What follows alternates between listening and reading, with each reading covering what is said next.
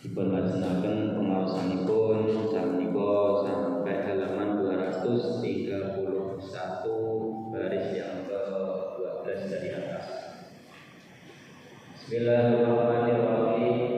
Wallahu fis samawati wal ardi ya'lamu sirrakum wa jahrakum wa ya'lamu ma taksibun. Wa ma ta'tihim min ayatin min ayati rabbihim illa kanu anha mu'ridin. Wa ma ta'tilan orang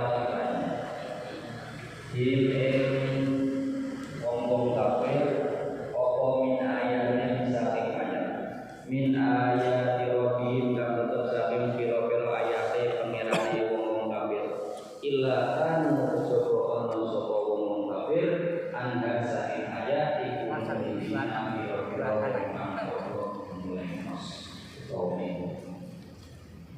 wa ma ta'tihim min ayatin min ayati rabbihim illa kanu anha mu'ridin. Ada satu ayat dari ayat-ayat Allah, ayat yang menunjukkan kebenaran tentang Nabi Muhammad, ayat yang menunjukkan tentang kebenaran Al-Quran, ayat yang menunjukkan tentang tanda-tanda kekuasaan Allah Subhanahu wa Ta'ala, maka ayat itu mereka orang-orang kafir tidak lain dan tidak bukan hanyalah mereka itu berpaling. Artinya orang-orang kafir ini benar-benar menutup hatinya, menutup pikirannya, tidak mau berangan-angan sedikit tentang masalah kebenaran. Mereka hanya mengandalkan apa yang kami dapatkan ini adalah sebagaimana yang kami jumpai dari kakek-kakek moyang kami. Tetapi mereka hanya taklid buta, tidak berpikir sebentar apakah kakek-kakek moyangnya mereka itu dalam keadaan benar atau tidak. Orang-orang kafir hanyalah mengikuti apa yang mereka jumpai dari orang-orang tua mereka. Kalau mau berpikir sebentar, maka akan didapatkan keyakinan bahwa al-mukawwin atau al-mujid yang mewujudkan alam semesta ini adalah Allah Subhanahu wa Ta'ala. Kalau mau berpikir bahwa apa yang dibawa oleh Nabi Muhammad itu bukan berasal dari dirinya Nabi Muhammad, tetapi berdasarkan wahyu Allah Subhanahu wa Ta'ala. Ayat-ayat itu ada yang tertulis, ada yang tersurat, ada yang tersirat. Kalau kita melihat seperti Al-Quran ini adalah ayat-ayat yang tersurat, tertulis. Ada yang tidak tertulis. Ayat-ayat Allah, tanda-tanda wujudnya Allah itu seperti adanya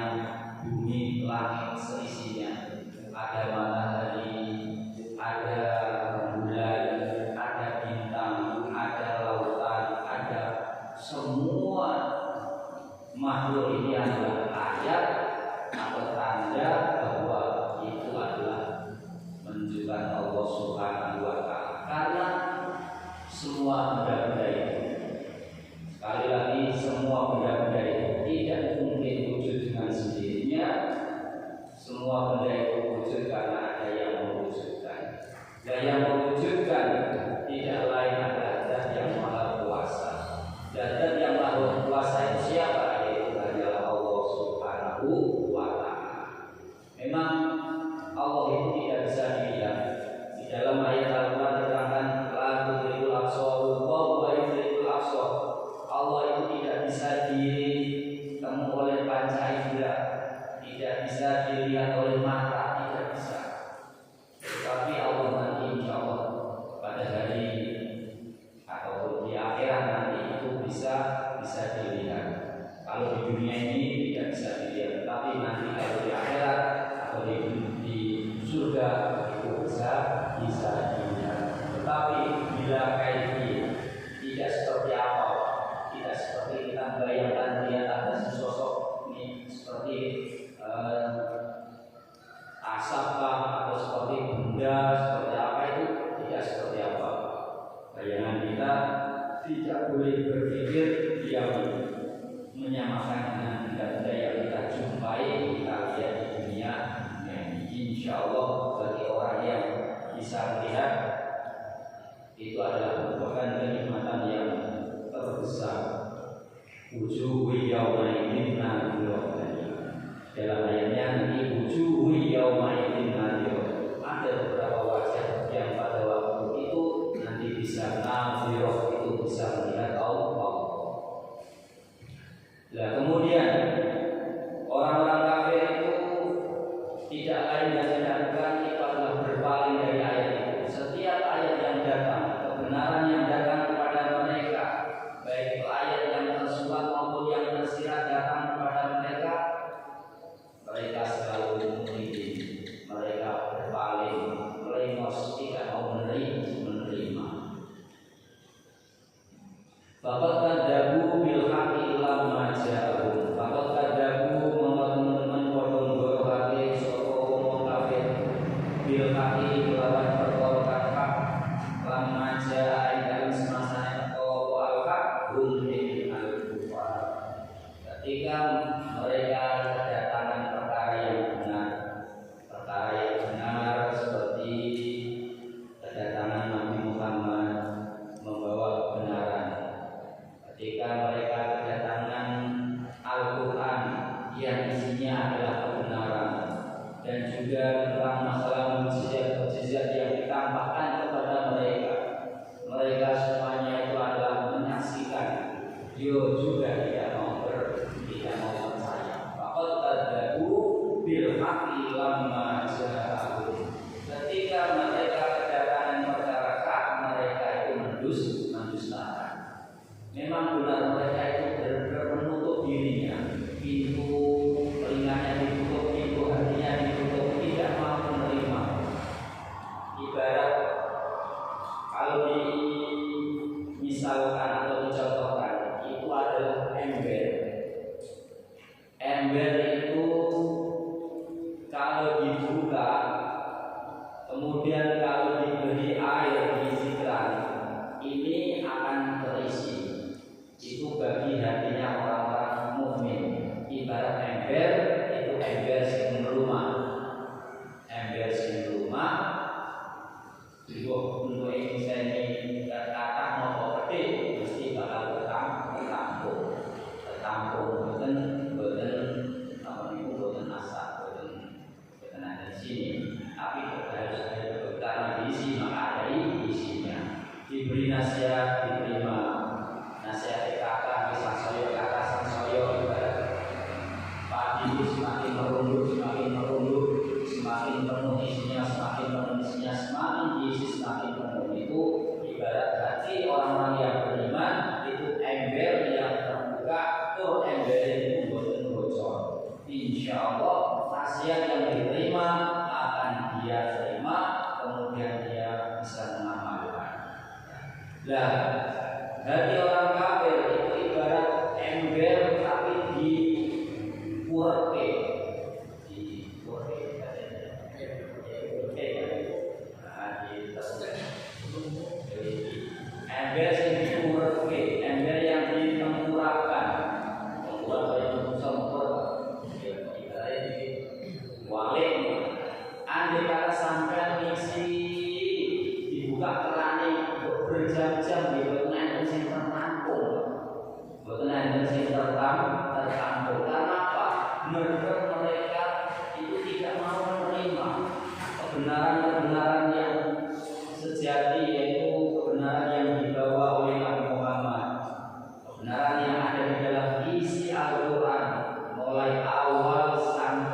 akhir. Quran itu dalam memberikan kabar tidak pernah ada keraguan di sana. Tidak ada keraguan. Semua apa yang dikabarkan itu pasti terjadi. Apa yang dikabarkan baik cerita-cerita orang yang terdahulu ya terjadi, baik yang sekarang ya terjadi, dan yang akan datang, kabar dari kiamat, kabar ada surga, ada neraka, ada hisab, ada bahkan mahsyar dan lain sebagainya, itu nanti pasti terjadi. Dan ini ember sing mempur iki bisa ini toyo ini boten menampung. Maka walaupun dikandani ping bola balik, dikandani ping pirang-pirang, mangke boten nampa boten enten labuhe. Karena mereka hanya percaya mau jemaah bahan. Saya percaya itu semua karena saya mengikuti. Jari wong tua punya ini ya aku mau ini. Walaupun Muhammad mengatakan seperti ini tidak diterima. Itu bagi orang kafir yang memang dinas oleh Allah Subhanahu wa taala mendapatkan hidayah. Tapi ada orang-orang yang kafir itu sudah dikehendaki oleh Allah. Allahu yahdi man yasha'u wa yudhillu man yasha'. Allah itu memberikan hidayah kepada orang yang dikehendaki, dan Allah itu menyesatkan kepada orang yang dikehendaki. Ada orang-orang kafir yang dibuka pintu hatinya oleh Allah, yang dulu memusuhi Islam akhirnya menjadi pendukung Islam, seperti sahabat Umar bin Khattab. Dulu itu penentang yang paling keras kepada Rasulullah. Begitu dibuka pintu hatinya, lalu masuk Islam, maka menjadi pendukung yang terlibat, pendukung Rasulullah. Kemudian ada Abu Sufyan, dulu kafir, begitu masuk Islam menjadi sahabat setia Rasulullah Shallallahu Alaihi Wasallam. Abu Bakar dulu sebelum dia masuk Islam juga menjadi orang yang bikin isruh, bikin rusuh. Begitu masuk Islam menjadi sahabat setia Rasulullah Shallallahu Alaihi Wasallam. Dulu pendeta, dulu dia itu mantan pastor, tapi begitu dibuka pintu hatinya, maka menjadi ustaz yang hebat. Seperti dengan menawi itu buka, seperti Ustaz Zumar, seperti Ustaz Kainama yang Indonesia Timur, kemudian Ustaz Manajem Ali, Yahya Wallawi. Dulu itu pendeta-pendeta top. Begitu dibuka pintu hatinya, ditunjukkan kebenaran yang sebenar-benarnya itu ada di dalam Al-Quran, maka mereka semua akhirnya berbalik 180 derajat, menyatakan Islam, kemudian menyampaikan kebenaran yang ada di dalam Al-Quran. Bahwa memang di dalam Al-Quran itu tidak ada satu ayat dengan ayat yang lain yang kontradiktif, yang kontradiksi, yang atau saling berbenturan, saling bertabrakan, tidak ada. Satu dengan yang lain itu saling bertentangan, itu tidak ada. Semuanya isinya mutlak, isinya adalah benar, karena bukan disusun oleh manusia, karena bukan disusun oleh tangan manusia, tetapi itu dari Allah Subhanahu wa taala. Nabi Muhammad itu hanya sekedar menyampaikan, Pak. Nabi Muhammad hanya sekedar menyampaikan bahwa dia itu menerima wahyu dari Allah Subhanahu wa taala melalui malaikat Jibril. Malaikat Jibril menyampaikan kepada Rasulullah, Rasulullah menerima apa adanya, tidak merubah dan tidak mengurangi, tidak menambah, tidak mengurangi. Wa ma yantiqu anil hawa in huwa illa wahyun yuha. Jikalau Nabi Muhammad itu yang membuat, mana mungkin bisa? Karena Nabi Muhammad itu tidak bisa nulis. Ya memang betul saja mau. Memang di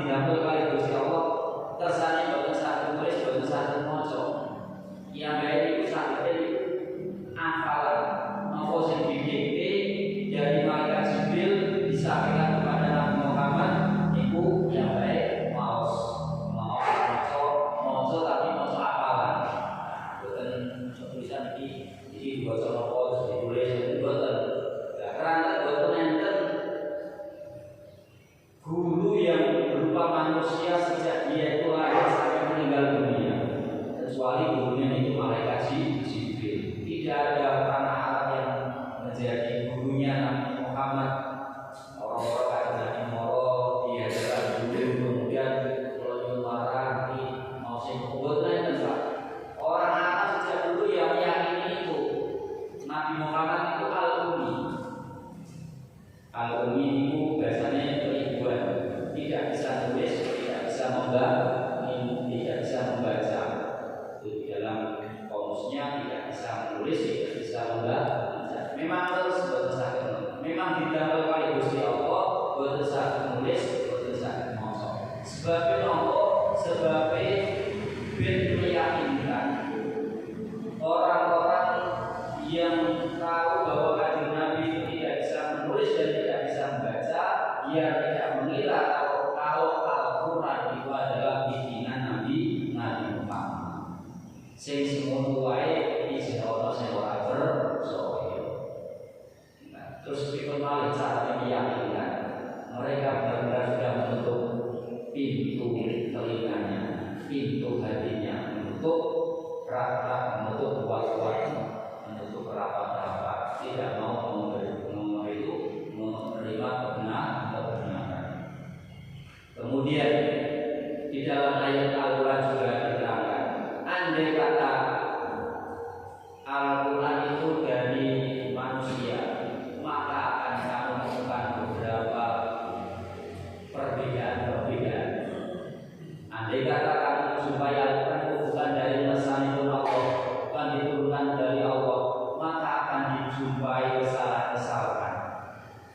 Berhubung Al-Quran itu diturunkan oleh Allah Subhanahu wa Ta'ala dan merupakan kalamullah, firman Allah, maka sulit untuk mendapatkan kesalahan-kesalahan. Seluruh kesalahan Al-Quran itu orang-orang ahli syair, ahli balaghah, ahli mantek itu pun luar biasa. Tapi ketika melihat Al-Quran, mendengar Al-Quran, itu mereka takjub. Mereka itu kalah, merasa kalah karena keindahan Al-Quran. Makanya mukjizat itu diturunkan oleh Allah itu sesuai dengan masanya. Kalau masanya Nabi Muhammad zaman itu adalah orang Arab ahli syair, kemudian ahli balaghah, ahli mantek, dalam susunan kata ahli, maka Al-Quran didatangkan untuk mengalahkan mereka. Ketika mereka mendengar Al-Quran disampaikan, maka semakin yakin bahwa itu bukanlah dari Muhammad, tetapi berasal dari Allah Subhanahu wa Ta'ala. Karena mereka yakin bahwa Nabi Muhammad itu tidak pernah berguru di hadapan ustaz di tanah Arab. Gurunya yaitu hanya Nabi, yaitu malaikat Jibril. Kemudian waktu Nabi Musa alaihissalam itu adalah pada waktu itu yang paling viral atau yang paling banyak, yaitu musim tukang sihir, ahli buat-buatan santet, ahli pinter-pinteran nyihir. Makanya Nabi Muhammad diberi sesuatu yang bisa mengalahkan tukang-tukang sihir mereka, sehingga orang-orang sihir mereka yakin bahwa ini adalah dari Allah Subhanahu wa Ta'ala, bukan dari Nabi Musa. Karena ilmu sihir itu bisa dipelajari, tapi kalau mukjizat itu sama sekali tidak bisa dipelajari. Kemudian masanya Nabi Isa alaihissalam itu marahnya perkebunan, ini, ini. Dan Nabi Isa diturunkan oleh KPU, diputus oleh Allah dengan bekali mukjizat yang bisa mengalahkan tukang-tukang tapi mereka mereka kalah semuanya, sehingga mengakui bahwa apa yang dibawa oleh Nabi Isa itu adalah berasal dari Allah Subhanahu wa Ta'ala. Waqad kadzabu bil haqqi lamma ja'ahum ay faqad kadzaba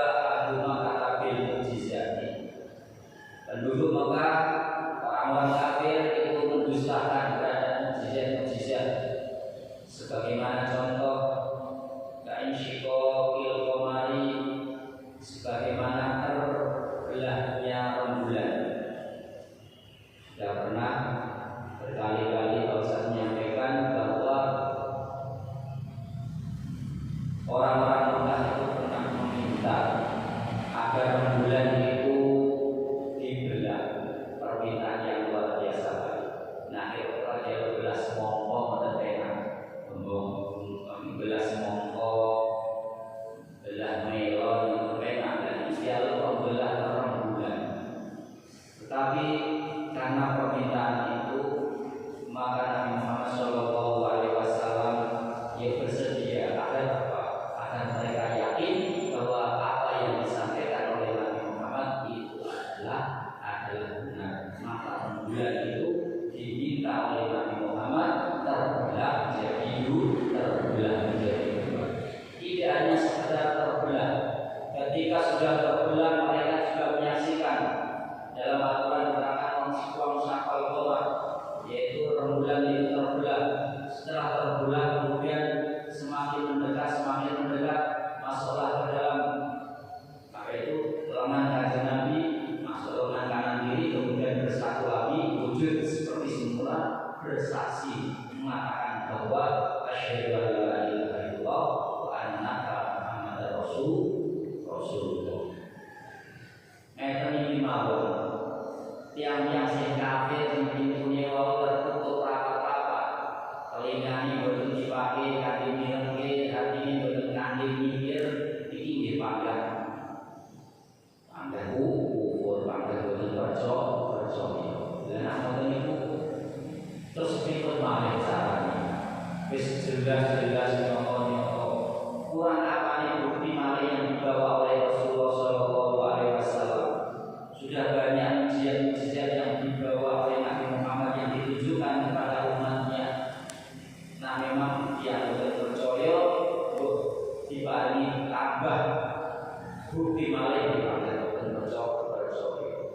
Faqad kadabu bil haqqi lamma ja'ahum. Kemudian wa bil Qur'ani au bi Muhammadin, dibuktikan lagi Al-Qur'an. Ketika datang Al-Qur'an, kemudian dengan adanya Nabi Muhammad sebagai kebenaran yang ada di dalam isi Al-Qur'an, mereka masih mendustakan, tidak percaya. Terus paling malih Kanjeng Nabi menjadi Nabi dan Rasul itu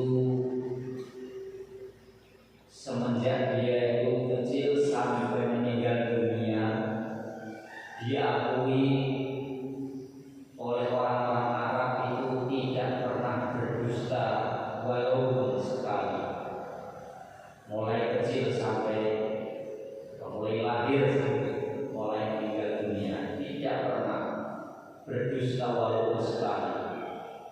Walaupun bercanda, walaupun dalam keadaan berkelakar atau bergurau, Kanjeng Nabi ucapannya pangkat benar. Omongannya dalam keadaan serius.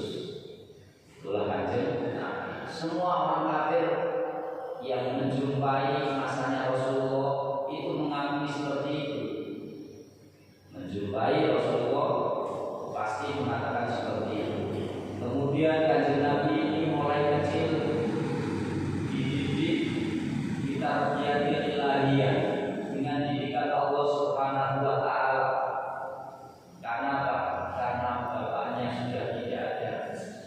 Kemudian dilanjutkan setelah 6 tahun ibunya tidak ada. Dia akhirnya dididikkan mbahnya atau pamannya. Ini yang benar-benar yang merawat, memelihara adalah Allah Subhanahu wa taala. Dia bisa sampai seperti itu, bisa menjadi Rasul, menjadi Nabi yang tidak pernah gentar terhadap musuh, tidak pernah takut terhadap orang-orang kafir, karena dijaga oleh Allah Subhanahu wa taala. Dia menyampaikan apa yang harus disampaikan, walaupun di sana itu banyak orang-orang yang menentang, tetap menyampaikan apa yang wajib disampaikan, karena Rasul yaitu sidik, amanah, tak boleh fatwa. Sidik, jujur, amanah, dapat dipercaya, tablet menyampaikan. Kemudian yang keempat, fatwa cerdas. Yang ketiga itu adalah wajib tablet, yaitu wajib menyampaikan apa yang harus disampaikan walaupun banyak rintangan, walaupun banyak godaan, walaupun banyak yang menghadang, yang menghambat, diancam walaupun mengancam jiwanya, tetap tidak takut, tidak gentar. Wa ma alaina illal balagul, tugas kami itu hanya menyampaikan. Setelah menyampaikan, maka terserah orang yang mendengarkan mau menerima monggo, mau tidak monggo. Karena wallahu yahdi man yasha wa yudhillu man yasha. Allah itu memberikan hidayah kepada yang dikehendaki dan menyesatkan kepada yang dikehendaki. Cuma Kanjeng Nabi itu hebatnya Pak. Andai kata ada umat yang percaya itu Kanjeng Nabi itu melas. Kini orang percaya, kini orang iman. Kurang apa nih iman kita lihat dibalik. Nah bapak itu nak sayang kali anak. Andai kata anak yang nakal, ibu pandang betul kok. Terus dijual ke sekolah, betul pandang disayang. Ya begini nak, kita orang itu nak. Kena nanti kena berkenaan. Ada tak biasa ni. Kongkol itu umpama mereka keluarga super ada anak super keluarga. Menurut taat itu super. Tapi umpamanya anak itu hanya sembunyi. Keluarga ini berkenaan wayai sekolah, tak mangga sekolah, wayai pengaji orang, makan ngaji itu jadi orang bisa umpamanya makan sini orang tua itu ngadani balik karena jadi apa itu itu bapak ini cerita dari saya bapak sakit yuk kaman baik belum ini apa tahu jadi nyampe sampai yang buat untuk atlet bekerja terus sama ini narkoba dilakoni tangkap polisi bapak itu sekirang dipogal panggil polisi itu. Nah itu dimarahin teman-teman. Nah mesti wong Kanjeng Nabi gimana? Kali umat itu sehingga iman orang itu bisa jadi rusak saya. Nah umat terdahulu itu ketika sudah berkali-kali disampaikan, sudah dakwah sudah disampaikan, ketika tidak ada yang percaya, ada yang tidak, yang percaya alhamdulillah, yang tidak malah didoakan mudah-mudahan binasa. Sebagaimana Nabi Nuh alaihissalam, mudah-mudahan umatnya itu dibinasakan. Akhirnya ditanggulangan melalui kejadian yang mana bencana banjir. Kemudian umatnya yang Nabi Soleh, kemudian yang umatnya Nabi Lut, mereka semuanya itu diadab oleh Allah. Itu karena apa? Karena mereka mendustakan kepada para nabinya, tidak mau taat kepada nabinya, dan akhirnya nabinya itu mengazab mereka. Yang memiliki itulah bedanya nabi yang terdahulu dengan nabi kita Muhammad Sallallahu Alaihi Wasallam. Dengan mungkin pernah terkos kejadian dan Taif. Untuk modalin kejadian dan Taif. Kejadian dan Taif itu Kanjeng Nabi ketika mendatangi Taif itu boleh disambut dengan karpet merah, disambut dengan tanaman bunga, disambut dengan meriah. Ini buat malah diambil waktu Nabi diambil waktu. Kanjengnya awal diambil waktu. Soalnya aja ini. Jadi Kanjeng Nabi buat Kanjeng Nabi diambil waktu kata aku dimain Allah siwa. Maka itu acara Rasulullah Sallallahu Alaihi Wasallam itu meneteskan darah sampai di sandal itu terus. Masya Allah, boleh sampai waktu nak betul betul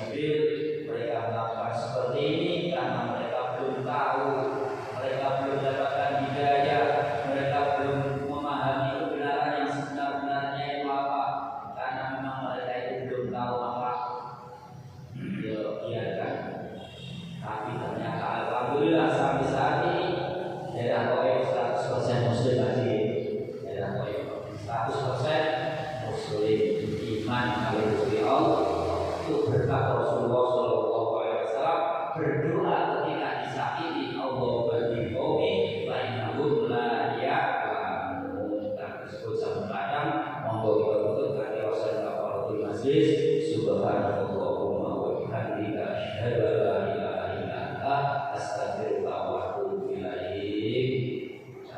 Ini dengan menawi kabar jelas kami buka channel Al-Muhajirin Karangmulia, sehingga ada YouTube buka channel Al-Muhajirin Karangmulia. Jangan lupa like, subscribe,